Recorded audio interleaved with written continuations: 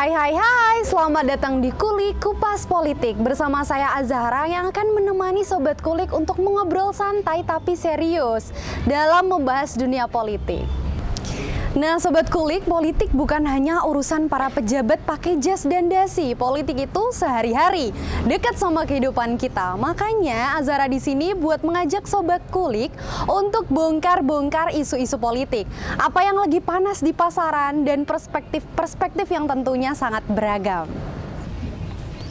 Jadi mari kita mulai kupas politik dalam bahasa yang mudah dimengerti. Nah Sobat Kulik, saat ini dunia kita semakin terhubung melalui teknologi internet. Namun bagaimana jika kita mengkaitkan konsep transmigrasi dengan dunia digital?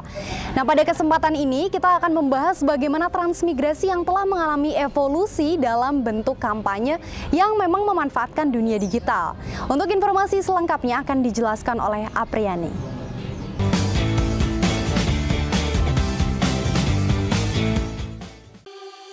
Hai Sobat Kulik, tahukah kamu pemilu di Indonesia sudah dimulai sejak tahun 1955?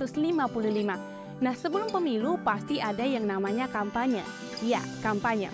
Apa itu kampanye? Kampanye adalah kegiatan peserta pemilu atau pihak lain yang ditunjuk oleh peserta pemilu untuk menawarkan visi, misi atau program dan citra diri dari peserta pemilu. Nah, apa saja perbedaan kampanye zaman dulu dan zaman sekarang? Nah, kalau di zaman dulu, kampanye pemilu dilakukan dengan cara pertemuan tatap muka, pidato di tempat umum, pasang poster di jalan, membuat iklan cetak seperti koran, di radio, dan di televisi.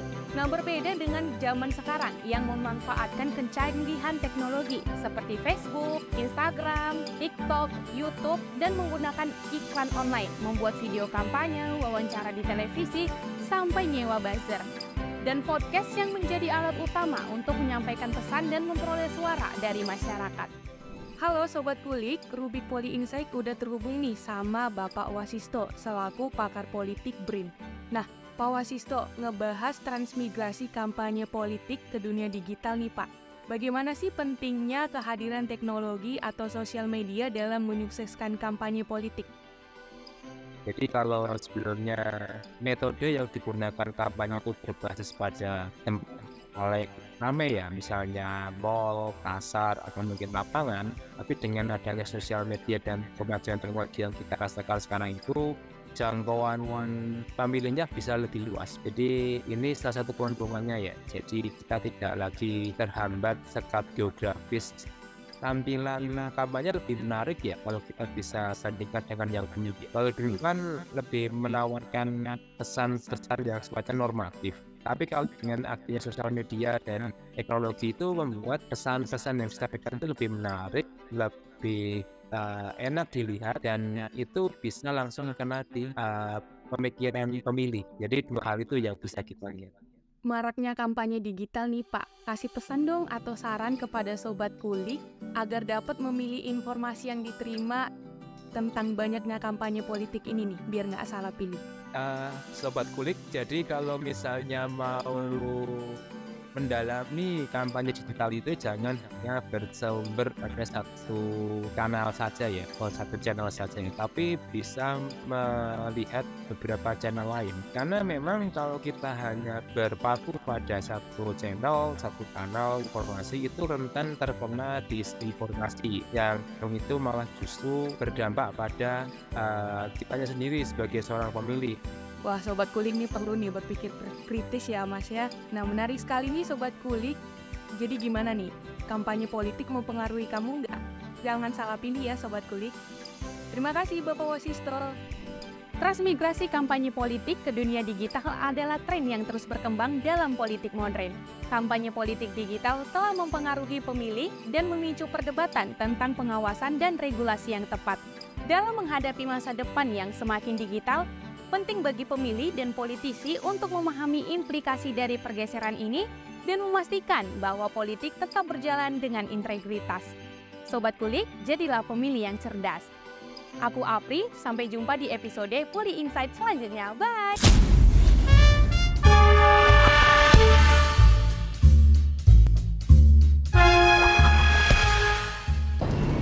Wah, sangat jelas ya penjelasan dari Apriani. Oh ya, Sobat Kulik, seperti yang kita ketahui, politik dalam beberapa tahun terakhir ini makin luber ya. Nah, lebih terbuka juga tentang informasi, untuk kebijakan serta tindakan politik juga semakin mudah diakses. Tapi, ada satu asas yang harus kita pertahankan. Tahu nggak apa itu? Luber Jurdil. Nah, apa artinya akan dijelaskan selengkapnya oleh Laili.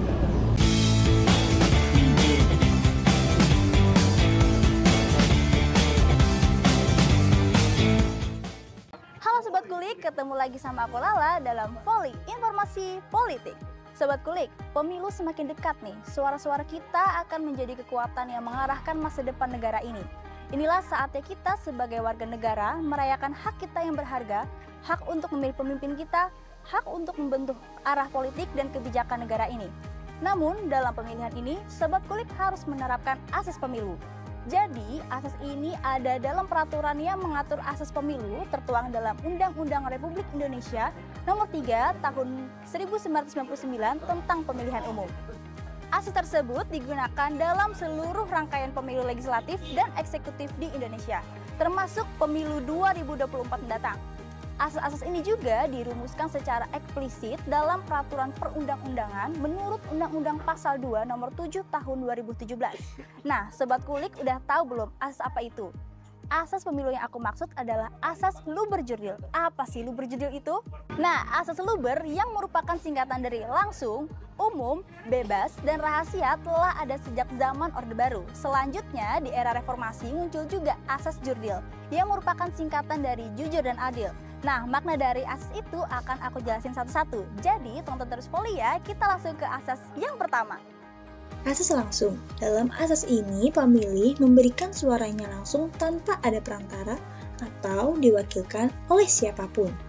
Lalu asas yang kedua, umum, yaitu warga negara yang telah memenuhi syarat untuk memilih memiliki hak untuk memilih tanpa adanya diskriminasi terkait suku, agama, ras, golongan, jenis kelamin, daerah, dan status sosial. Lalu asas bebas. Dalam asas ini, pemilih memiliki kebebasan menentukan pilihannya tanpa paksaan dari siapapun sesuai keinginannya. Lalu, asas rahasia yaitu pemilih yang memberikan suaranya dipastikan pilihannya tidak diketahui oleh pihak manapun. Asas jujur. Pada asas ini, penyelenggara, pemerintah, partai politik, peserta pemilu, serta semua yang terlibat harus bertindak jujur sesuai dengan perundang-undangan. Asas yang terakhir adalah adil. Pemilih dan peserta pemilu diperlakukan sama, bebas dari kecurangan pihak manapun dalam penyelenggaraan pemilu. Nah, Sobat Kulik udah tahu kan apa aja nih asas-asas pemilu. Jadi, marilah kita bersama-sama bertindak dan terapkan asas pemilu demi demokrasi yang sehat. Segitu dulu ya Voli kali ini, aku Lala, pamit dulu ya, sampai jumpa di episode Voli lainnya. Dadah!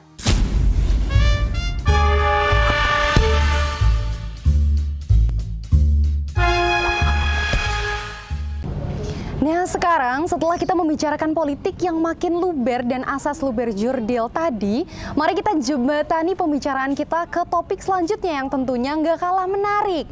Kita akan menjelajahi sudut pandang politik antar generasi. Seperti juga kita ketahui, setiap generasi memiliki cara pandang yang berbeda. Nah, tentunya ini seperti menyatukan potongan-potongan teka-teki politik yang berbeda. Untuk itu akan dijelaskan secara lebih dalam oleh Ahmad Izzuddin.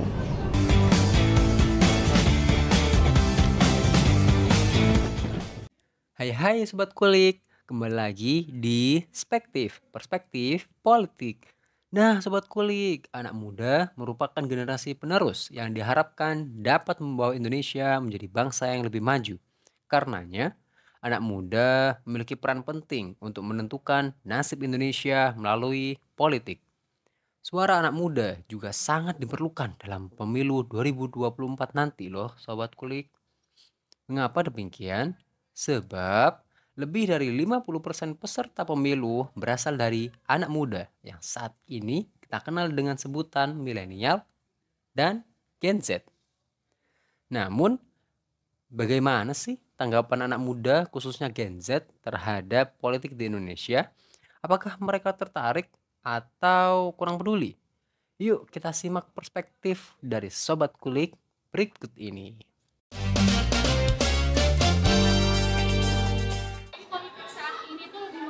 dinasti politik ya. Seperti yang kita tahu saat ini kan kekuasaan ibarat presiden itu sudah dipegang oleh Bapak Jokowi sendiri, dan ada isu bahwa beberapa anaknya dan juga kerabatnya juga ikut terjun ke dalam dunia politik. Contohnya seperti Kaisang, kemudian Bobi Nasution, kemudian ada Gibran juga.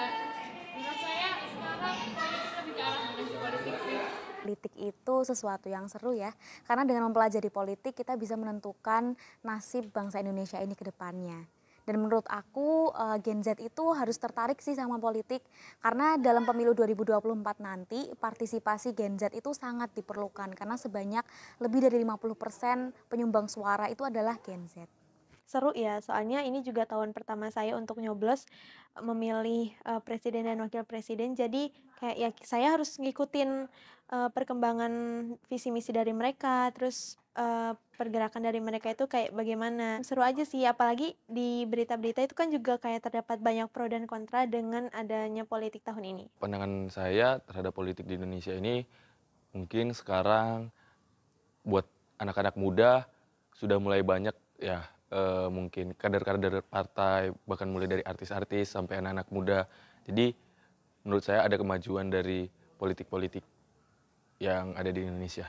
Politik sekarang sih menurut saya kalau anak muda kayaknya kurang tertarik karena ya permainan orang-orang tua lah. Mungkin yang dicari uang dan gitu aja sih menurut saya. Ternyata ada anak muda yang tertarik. Namun, ada pula anak muda yang kurang tertarik dengan politik di Indonesia. Lalu, bagaimana dengan perspektif dari generasi X mengenai politik di Indonesia? Bismillahirrahmanirrahim. Assalamualaikum warahmatullahi wabarakatuh. Perkenalkan, nama saya Agus Haryadi. Saya berasal dari Surabaya. Pekerjaan saya adalah bisnis UMKM di Surabaya. Menurut saya kebanyakan kacau. Kacaunya teman-teman bisa dilihat dari tahun sekarang, banyak sekali koruptor yang makin berkembang di Indonesia. Saya Khairul Mustafa, pekerjaan swasta dari Surabaya. Ya, kondisi politik di Indonesia sekarang sepertinya akan berulang kembali sejarah bahwa kekuasaan bertumbuh pada segelintir orang. Dalam hal ini sekarang oligarki yang berkuasa. Mungkin bisa kita lihat dari fakta-fakta yang ada di akhir-akhir ini, contohnya pemilihan presiden dan wakil presiden murni ditentukan oleh sosok pimpinan dari satu partai tersebut yang sangat kental aroma oligarkinya di situ. Intinya kondisi demokrasi di Indonesia di waktu yang saat ini sedang tidak sehat. Lebih baik di masa lampau karena memang oligarkinya itu tidak sejahat yang sekarang. Nah, ternyata masing-masing generasi memiliki pendapat yang berbeda-beda mengenai politik di Indonesia, terutama generasi Z. Ada yang bersikap peduli, dan ada pula yang kurang peduli. Waduh, padahal generasi Z sangat berperan penting dalam pemilu 2024 nanti. Selain itu, mengapa anak muda harus berpolitik? Dr. Gamal Albin Said, selaku Ketua Bidang Kepemudaan Partai Keadilan Sejahtera, sudah menyiapkan jawabannya nih Sobat Kulik. Seperti apa sih perspektif dari beliau? Mari kita simak.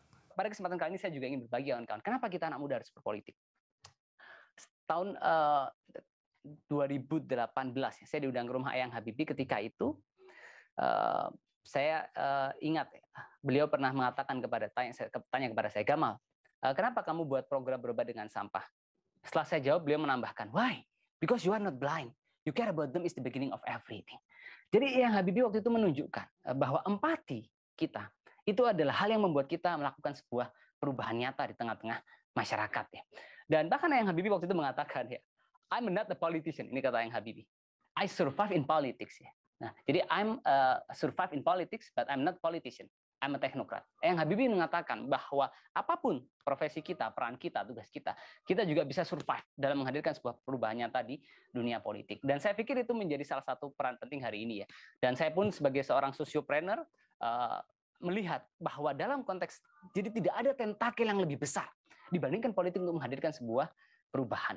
Sehingga tahun 2018 lalu pertama kali ya, waktu itu saya mulai merasakan dunia politik ya dengan berbagai suka duka ya. Saya di sini menyaksikan banyak orang yang dengan penuh ketulusan menghadirkan sebuah perubahan besar ya.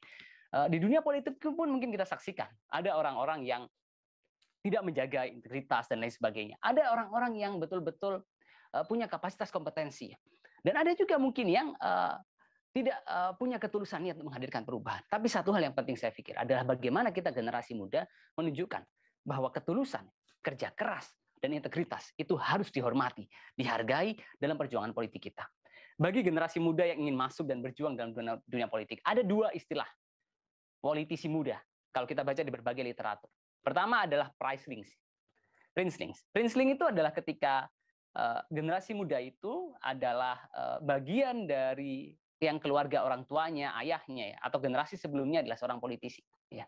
Yang kedua adalah namanya tackling.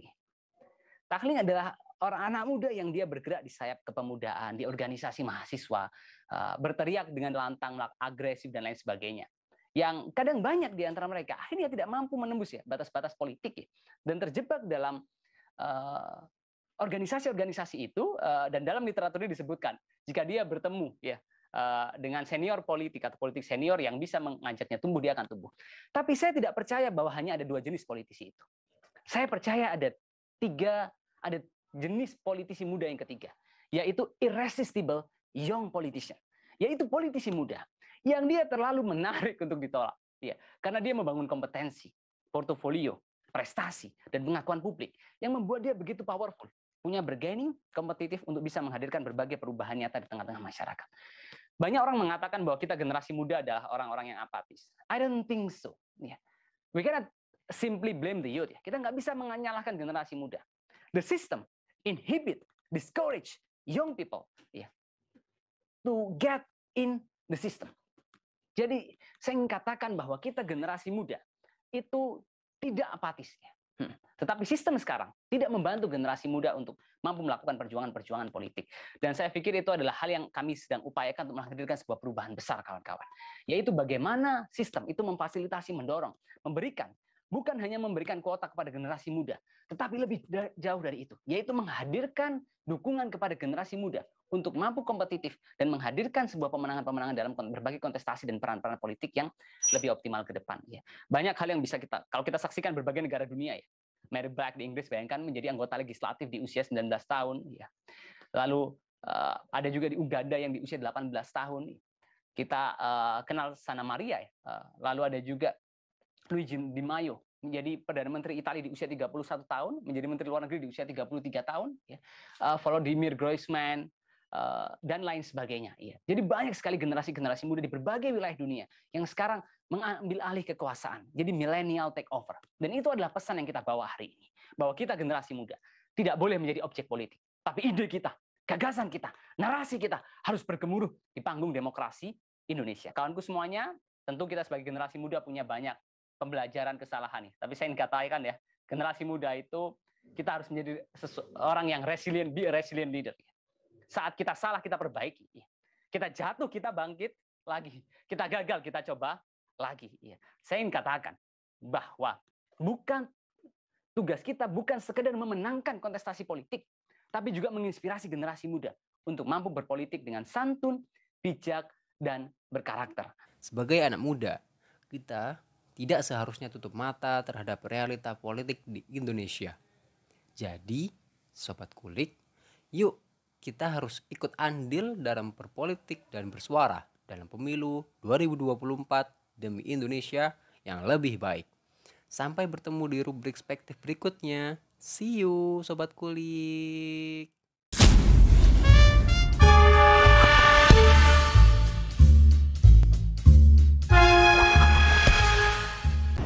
Setelah kita menjelajahi sudut pandang politik antar generasi, sekarang saatnya kita membahas topik yang saat ini menciptakan gelombang kontroversi dan perdebatan panas juga, yaitu kontroversi politik dan lingkungan. Seperti kita juga ketahui, cuaca panas ekstrim yang saat ini kita rasakan ini berpengaruh juga tentunya terhadap lingkungan. Politik dan lingkungan juga memang dua hal yang seringkali dikaitkan, dan kadang-kadang perbedaan pendapat ini mengenai kebijakan lingkungan ini bisa menjadi sumber konflik. Nah, selanjutnya akan dijelaskan oleh Sesa. Silakan.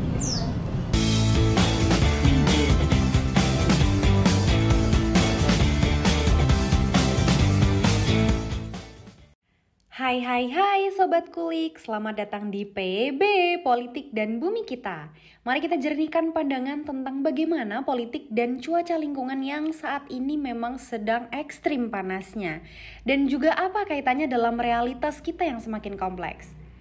Nah Sobat Kulik, berbicara soal lingkungan, Sobat Kulik sadar nggak sih? Cuaca bulan ini itu lagi panas-panas ya dibandingkan bulan lalu. Nah mungkin kita juga tidak sadar bahwa ini sangat berdampak terhadap para petani kita. Padahal kalau tidak ada petani, tentu saja kita juga akan kesulitan untuk makan, bukan? Waduh, kalau gitu Sobat Kulik, kita akan membahas topik ini secara mendalam. Bagaimana sebenarnya keluh kesah para petani dan solusi apa yang bisa diambil atau memang sudah dijalankan. Kita akan melakukan wawancara dengan Bapak Sukadi selaku petani di daerah Kalasan. Ya baik Pak, dengan Bapak siapa? Pak Sukadi. Oke baik Pak Kadi, baru-baru ini sangat panas daripada bulan-bulan sebelumnya. Ini yang pernah Bapak alami apa Pak? Karena itu belum ada hujan, sungai-sungai pada tidak mengalir, jadi kerambat keringan, jadinya ya gitu, semua pada layu. Baik Pak, selanjutnya kalau dampak yang paling berasa di pertanian itu apa? Ya tentu saja untuk jelasnya untuk pengairan jelas kurang karena parit-parit pada sungai sama kering, nggak ada air, terus itu dari petani memakai sumur bor untuk bisa mengocori itu tanaman-tanaman. Baik, kalau tindakan konkret yang sudah diambil oleh para petani untuk ini apa Pak? Ya itu sebagai petani berusaha untuk mencari sumber air dengan pakai sumur bor itu, alhamdulillah bisa teratasi walaupun agak terlambat pengairannya.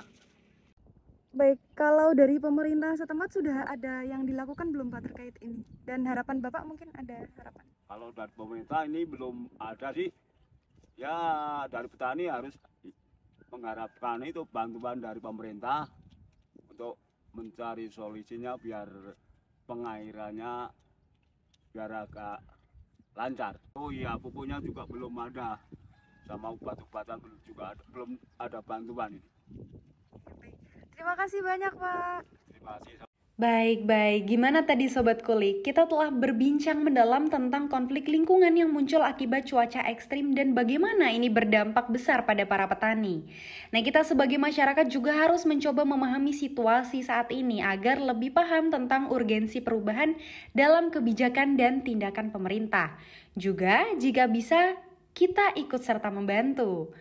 Nah, kita semua juga berharap bahwa pemerintah akan terus meningkatkan upaya dalam melindungi lingkungan dan mendukung juga para petani yang sedang menghadapi tantangan ini. Jangan lupa untuk tetap peduli dan selalu berkontribusi dalam menjaga bumi kita. Sampai jumpa di episode berikutnya hanya di PB, Politik dan Bumi Kita. Saya Azhara Sesa, bye-bye.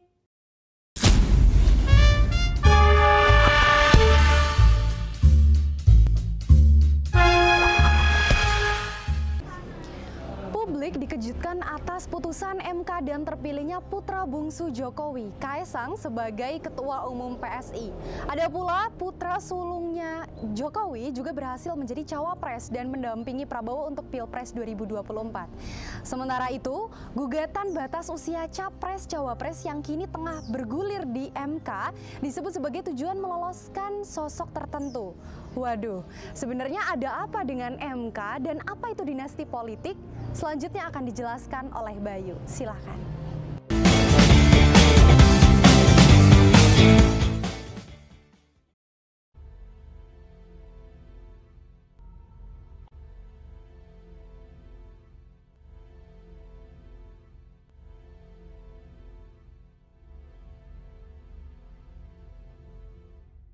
pendapat Bapak tentang putusan Mahkamah Konstitusi terkait syarat pencalonan capres dan cawapres itu bagaimana, Pak?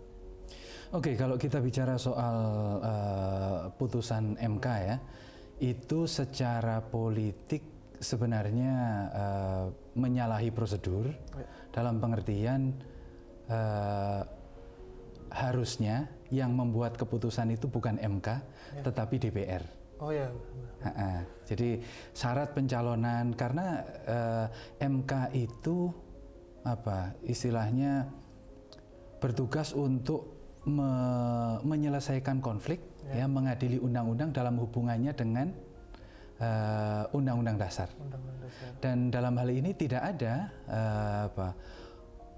tidak ada konflik antara aturan yang lama yang mensyaratkan bahwa usia capres-cawapres itu minimal 40 tahun dengan Undang-Undang Dasar itu sebenarnya nggak ada konflik. Tetapi karena digugat oleh orang yang mengatakan bahwa ini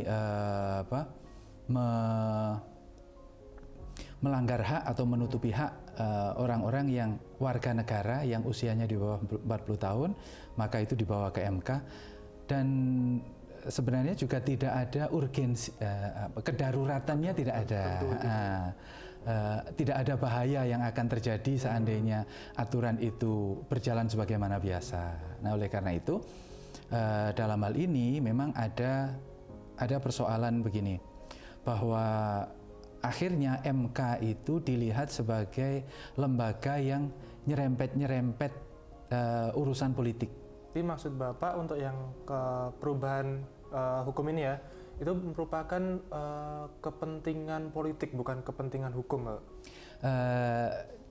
Iya, lebih didrive oleh kepentingan politik. Karena kalau kita mau bicara ini kan undang-undang politik ya, undang-undang politik ya tentu saja ada kepentingan politiknya. Tetapi harusnya secara prosedural itu nanti pasca pemilu dibawa ke DPR untuk dievaluasi oleh pembuat undang-undang yaitu DPR. Lalu sebenarnya bagaimana sih cara kita agar bisa melihat putusan dari MK itu secara benar dan tidak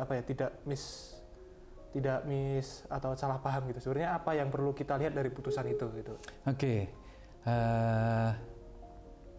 Ada sebuah definisi tentang politik yang sangat saya suka, yaitu bahwa politik merupakan permainan di mana aturan main dibuat oleh para pemain. Ya, jadi ini berbeda dengan permainan yang lain, katakanlah olahraga atau olahraga kan tidak mungkin wasit itu menjadi pemain. Dia membuat aturan, mengawasi aturan, pemain ya tinggal menggunakan aturan yang sudah dibuat oleh pembuat aturan. Tapi kalau politik tidak.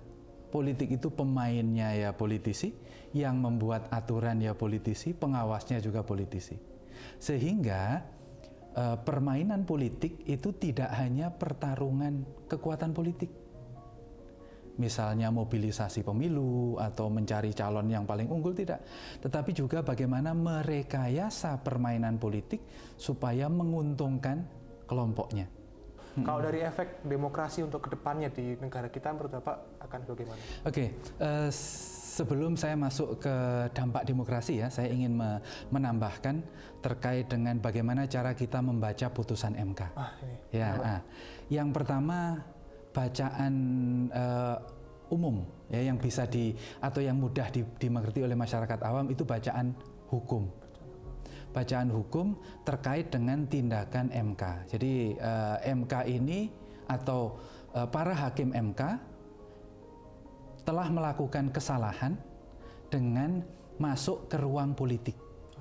Ya, makanya kemudian ketika Majelis Kehormatan Mahkamah Konstitusi MK melakukan evaluasi, terbukti hakim-hakim MK itu bersalah.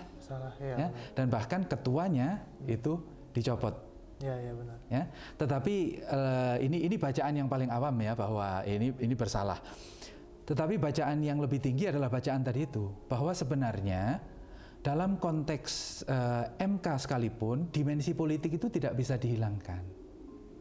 Ya, selalu ada ruang bagi aktor-aktor politik untuk mencoba, tadi saya sampaikan, merekayasa aturan main.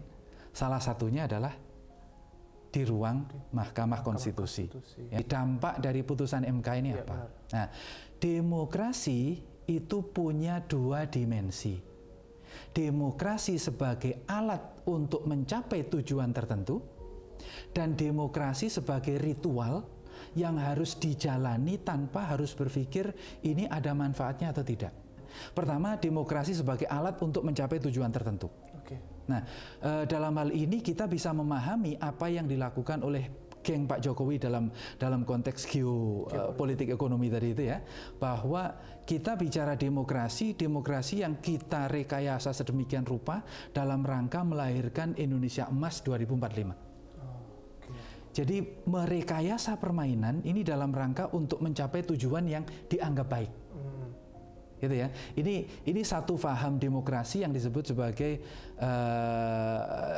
demokrasi prosedural atau demokrasi pragmatik. Jadi demokrasi itu atau demokrasi instrumental. Demokrasi adalah alat. Jadi kita lihat demokrasi itu bagus atau tidak itu bukan pada dirinya sendiri, tapi menghasilkan apa. Perspektif kedua adalah demokrasi intrinsik.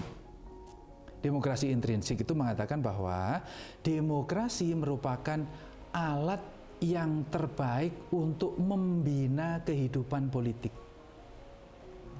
Sehingga tujuannya apa? Tujuannya adalah membina itu sendiri. Hasil atau tidak itu urusan lain. Jangan sampai demokrasi direkayasa menjadi alat untuk tujuan lain, karena demokrasi itu adalah tujuan di dalam dirinya sendiri. Tujuannya apa? Menciptakan sistem politik yang baik. Kalaupun toh sistem kita itu baik, otomatis yang lain akan punya potensi untuk berkembang menjadi baik. Ya. Tetapi bagi yang percaya bahwa demokrasi itu adalah tujuan dalam dirinya sendiri untuk membina kehidupan yang setara, kehidupan yang transparan, kehidupan politik yang transparan, setara, akuntabel, maka apa yang dilakukan oleh MK itu sebuah cacat karena merekayasa demokrasi dan menjadikan demokrasi ini pincang. Misalnya ya, soal dinasti politik. Dinasti politik itu kalau saya sesuatu yang tidak baik tapi dilakukan banyak orang. Artinya kultur kita itu memang seperti itu. Coba lihat partai-partai besar, PDI itu ya keluarga Soekarno, Partai Demokrat ya keluarga SBY, Golkar itu banyak juga keluarga-keluarga di sana. Sehingga sebenarnya ini sesuatu yang lumrah terjadi. Tetapi karena momennya itu kritis, maka ini kemudian berubah menjadi isu yang kontroversi. Karena saya kira nanti kalau ini didorong akan sangat mudah mementahkan. Politik dinasti, situ juga dinasti, sana juga dinasti. Nah, jadi menurut saya kalau ini mengeksploitasinya menggunakan istilah politik dinasti itu tidak akan terlalu tajam, karena politik dinasti dilakukan oleh banyak orang. Ya. Kalau misalnya dilihat dari skema saat ini, karena banyak masyarakat berkomentar kalau era dinasti politik kian hari kian menguat. Sebenarnya seberbahaya apa sih kalau misalnya praktek dinasti politik ini terus dilanjutkan? Nah, dinasti politik itu mengapa? Pertanyaannya adalah mengapa orang perlu berdinasti politik? Ada hal yang sifatnya praktis, netral, ada hal yang sifatnya negatif. Hal yang sifatnya netral itu adalah dinasti politik memudahkan komunikasi dan konsolidasi politik. Contoh misalnya PDI.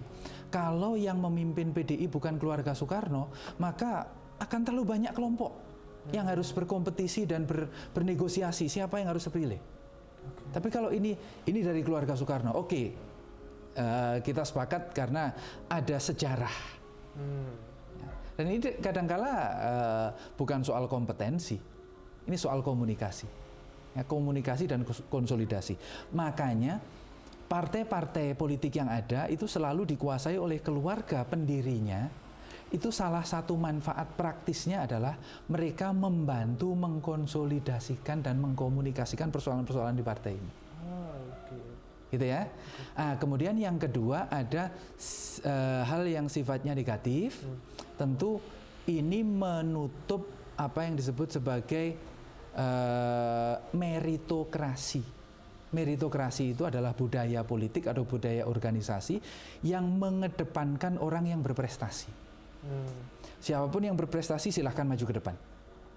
Tetapi tradisi dinasti politik itu akan menutup itu. Orang akan mencari-cari misalnya anaknya, kalau tidak bisa anak kandung, anak emasnya. Kalau tidak bisa anak emasnya, menantunya. Kalau tidak menantunya, tetangganya. Jadi kalau misalnya ini yang terakhir ya Pak, kalau menurut Bapak setelah putusan MK ini, kita sebagai masyarakat untuk kedepannya, bagaimana cara kita harus bersikap? Oke, pertanyaan penting, sebab demokrasi itu sebuah siklus berkelanjutan. Ada fase-fase demokrasi yang harus kita kawal dari tahap ke tahap. Yang sayangnya kita ini hanya fokus pada pemilihan umumnya saja, pemilu saja. Pemilu itu hanya satu tahap. Ya. Setelah nanti pemilu ada penyusunan portofolio. Siapa menterinya yang akan jadi. Ini harus kita kawal juga. Jangan sampai terlalu banyak orang politik masuk kementerian. Kita perbanyak orang-orang profesional. Ya. Lalu setelah tahap penyusunan kabinet, maka dibuatlah penyusunan rencana strategis 5 tahun. Sebelum itu ada namanya RPJMN, Rencana Pembangunan Jangka Menengah Nasional, 5 tahun. Visi misinya presiden, sebagaimana yang dijanjikan waktu kampanye. Nah, ini harus kita kawal supaya benar-benar yang disusun oleh presiden itu benar-benar apa yang dia janjikan ketika kampanye. Jadi menurut saya apa yang bisa kita lakukan adalah mengawal proses demokrasi. Jangan sampai di setiap tahapan itu nanti dibajak lagi oleh politik dinasti, dibajak lagi oleh politik perkoncoan, dibajak lagi oleh kelompok-kelompok kepentingan. Gitu. Jadi begitu pemirsa, kalau misal pemirsa masih masih suka meributkan kalau masa ini tentang dinasti politik saja, bahkan sebenarnya kalau misal dari pembahasan kita tadi, dinasti politik ini pun dilakukan oleh semua kalangan ya, semua orang, mulai dari partai politiknya sendiri hingga calon pencalonannya aja sudah melibatkan dinasti politik. Namun yang lebih penting sebenarnya bukan masalah dinasti politik itu sendiri, tapi sikap kita ke depan, bagaimana cara kita mendampingi atau ikut mengevaluasi kebijakan-kebijakan yang akan dibuat nantinya oleh masing-masing calon presiden maupun calon wakil presiden agar tetap sesuai dengan apa yang mereka janjikan ketika masih berkampanye, begitu ya Pak? Iya. Oke, begitu. Jadi kalau misal pemirsa masih pada bingung ya, lebih baik sudah dulu untuk permasalahan atau kebingungan mengenai dinasti politik, dan lebih baik kita untuk ikut mendampingi atau memonitori setiap pergerakan demokrasi yang ada di negara kita, begitu. Saya Bayu Putra dan sampai jumpa.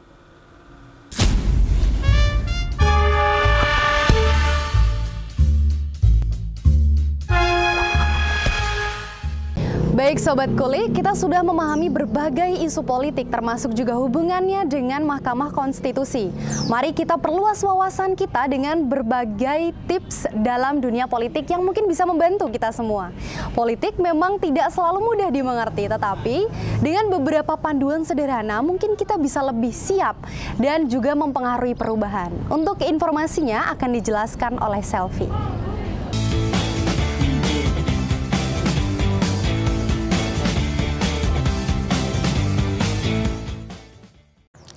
Sobat Kulik, gak kerasa ya kita sedikit lagi memasuki tahun pemilu di 2024 nih.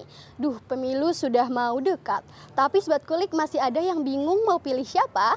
Daripada bingung, yuk pantengin terus Politips yang akan membahas mengenai tips memilih bagi para pemula. Menurut data Komisi Pemilihan Umum KPU, telah menetapkan daftar pemilih tetap untuk pemilu 2024. Jumlahnya mencapai 204,8 juta pemilih. Dengan jumlah tersebut, terdiri dari generasi Z yang merupakan pemilih pemula adalah sebanyak 46,800 ribu pemilih atau sebanyak 22,85%. Nah, sebelumnya Sobat Kulik udah tahu belum nih mengenai apa sih pemilih pemula itu? Pemilih pemula adalah mereka yang belum pernah menggunakan hak suaranya di pemilu, termasuk juga purnawirawan TNI dan Polri yang baru punya hak suara setelah pensiun. Nah, banyak sekali ya pemilu pemula di 2024 nanti. Pasti masih banyak yang bingung kan, kira-kira mau pilih siapa nih? Yuk, simak tips dari Politips. Sebelum memilih, Sobat Kulik harus mencari tahu mengenai visi dan misi para capres dan cawapres.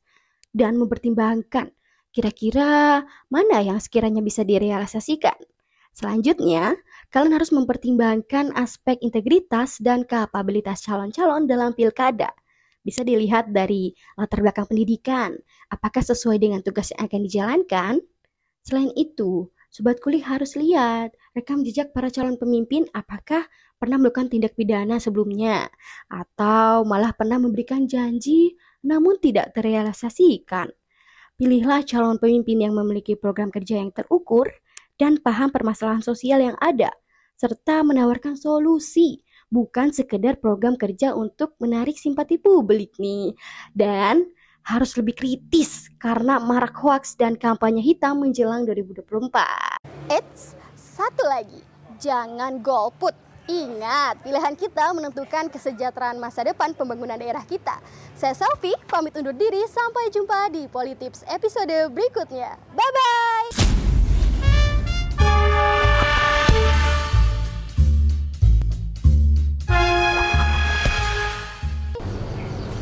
Baik-baik, bagaimana nih Sobat Kulik? Sudah mendapatkan banyak informasi tentang politik, bukan? Saya harap ini telah memberikan banyak sekali wawasan dan juga memperdalam pemahaman kita tentang politik. Jangan lupa saksikan Kupas Politik setiap hari Jumat pukul 7 malam hanya di iMix TV. Di atas lutut berpakaian batik, warnanya merah berbintik-bintik. Kalau Bapak Ibu di ranah politik harus siap menerima kritik. Dengan ini saya pamit dan sampai jumpa.